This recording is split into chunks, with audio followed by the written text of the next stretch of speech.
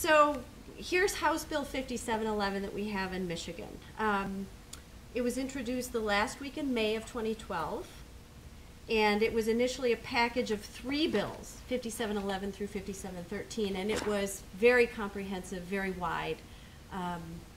No abortion after 20 weeks. Every provider must have $1 million in insurance coverage if they want to be able to provide this service to women. The chair of the House of Representatives Health Policy Committee, I think she gave notice of the hearing that her committee would have on the bill, I think 5 days before she held the hearing, if not fewer. And then she held the hearing on June 7th, and Marcia Hovey-Wright, who's here tonight, was at that hearing. She's on the Health Policy Committee, and she's going to talk about the hearing. But I was there too. Jim Norton was there for Planned Parenthood, and there were 90 minutes of testimony on these 3 big bills that were going to restrict substantially this right that women have.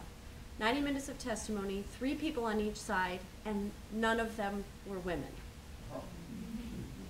So 6 men testified on this thick sheaf of these 3 bills. Then they voted it out of committee favorably and said it's going to the House floor and they're going to vote on it. And there were some wonderfully well-organized responses to the way that happened. That Planned Parenthood did, the National Organization for Women did, assemblies outside, assemblies inside in the gallery. Because if you believe so strongly in these regulations, why are you pushing them through so quickly? She also refused to, I think, read the cards that Planned Parenthood brought into the record. These were official submissions, people's opinions about these bills. She wouldn't read them. The Senate took the bill. There was some reworking, thankfully, by legislators like Marcia Hovey-Wright, and she's going to come in and talk about all the things she thankfully, with the help of some others, got out of House Bill 5711 through 5713. I'm going to run through the things that ended up in the bill and are now law, because Governor Snyder, during the infamous lame duck session in the last week in December, signed House Bill 5711. So here are the new rules with regard to how exactly women can exercise their own conscience with regard to a pregnancy and whether they will carry it to term. The first thing this new law does is requires fetal death reports anytime a fetus of 20 weeks or older is stillborn. That's whether there's an abortion or not an abortion. That is a universal requirement. Interestingly, if a woman has a miscarriage or a stillbirth after 20 weeks outside of a medical institution, she must notify the medical examiner, who must come and examine and investigate the cause of that stillbirth. Okay. And those records will be kept in vital statistics. There must be a report filled out for every single abortion that is conducted in the state.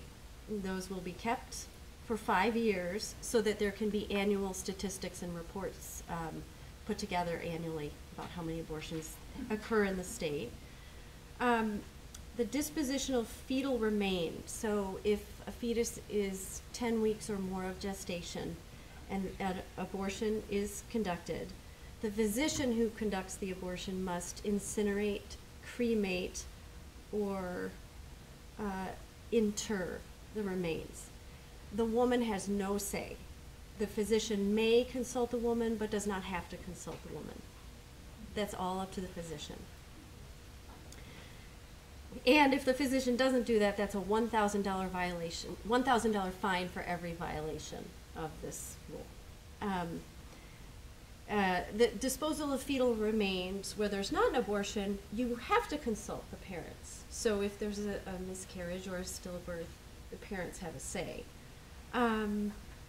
Investigation of health professionals. This is where we're going to have real problems with access in our state. If the State Department of Health finds incompetence, lack of good moral character, mental or physical inability, betrayal of professional confidence, or a list of 10 or 15 other really unspecific problems with a provider of abortion, they can investigate that doctor with hearings and testimony and evidence. They also, and then the board that does the hearing, if they find violations, they can revoke the person's license, they can fine the person, they can imprison the person, I think, too. So that's what I kind of refer to as the witch hunt section, and I think what that's going to do is remove access to abortion. Women's written informed consent for abortion is required under this new law, where at least 24 hours before an abortion can be had, a woman has to sign a form saying that she was given a description of the procedure she will have, a medically accurate drawing of a fetus at the gestational age that her fetus is assumed to be at. She has to be provided parenting and prenatal care information. A summary of coercion prevention. Also explain the complications that can arise from the procedure, which I'm sure doctors are doing anyway. And she also has to be told that coercion to have an abortion is a crime, which is interesting because the Michigan legislature has not amended the penal code to actually, in fact, make it a crime to coerce someone into an abortion. But it's on the books that a provider has to tell a woman that it's a crime. And if the woman seeking to terminate her pregnancy is 17 or younger, then if she says her parents have coerced her into having an abortion, then Child Protective Services is called. So also an opportunity to look at an ultrasound picture of her fetus if an ultrasound is conducted. And the woman has to sign something saying that she received all of these materials.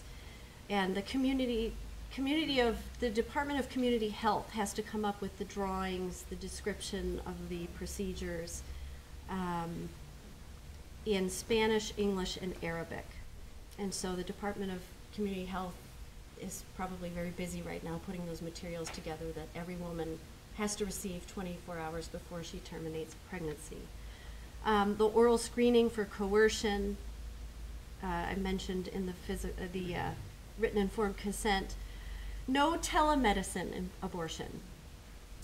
So if a provider is going to recommend an abortion or even prescribe a medical abortion, the physician has to be in the room with the patient.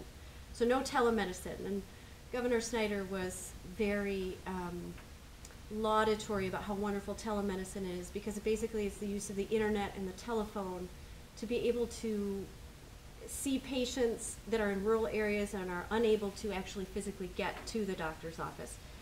The governor rightfully mentioned, I think 8 weeks ago or so, that this was a great development in medicine because it helps people in areas who don't have access. But women who are seeking to terminate a pregnancy do not have that, cannot use telemedicine. That section does expire in 2018, the telemedicine ban. There are a lot of rules that are to come that the Department of Health is going to decide how freestanding surgical outpatient facilities that perform 120 abortions a year and advertise, they have to come up with some regulations that ensure maternal health. There's a waiver clause there, but so any freestanding surgical facility that it was providing pregnancy termination services as of the 31st of December 2012, they might get a waiver from these new requirements that a facility has to follow, but they might not. It leaves discretion to the Department of Health, the State Department of Health.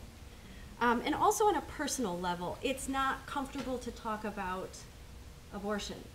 It's not comfortable to talk about terminating a pregnancy, but I think there are a lot of people out there that don't understand the very wide range of reasons why women choose that. I think there's a myth about convenience and professional women, and I think that when it comes up, we shouldn't shy away from it anymore. Even on Facebook, when it comes up, I mean, obviously, it's an art to decide whether you want to bring it up with your aunt or your grandmother. But we need to be having these conversations. I think it's essential. Nobody's pro-abortion. People are pro-conscience, and each individual should have the right to use their own conscience. And I just want to circle back to Roe, which is how I started, and then I'm going to let Marcia Hovey-Wright talk about what we didn't get in 5711, thankfully. Roe versus Wade is something that anti-choice people still want it to go away. And I went to Notre Dame for law school, and I can tell you there are a lot of Supreme Court justice clerks that teach at Notre Dame. The opinion overturning Roe v. Wade is written. It is ready to go. The only thing that they're waiting for is a conservative majority on the court, the United States Supreme Court. So the presidential politics, state politics are essential with regard to abortion policy, but presidential politics are too. There's an initiative right now that some states are starting to try to reapportion electoral votes along congressional district lines. That's something also I encourage everybody here to keep tabs of it and stay involved, because if Michigan apportions its electoral votes along congressional district lines, Mitt Romney would have taken Michigan 2 months ago if that had been the case then. The president is who nominates Supreme Court justices. The Supreme Court justices have the final word on the constitutionally protected liberty interest in exercising our own conscience. So I would just advise to watch the electoral vote rigging, which is what I call it. That's my word. And then Marcia, thank you so much for your work on the Health Policy Committee. And if you could talk about the negotiating that went on to winnow these 3 bills down to 1, and talk about all the things that we didn't get this time. Thank you so much.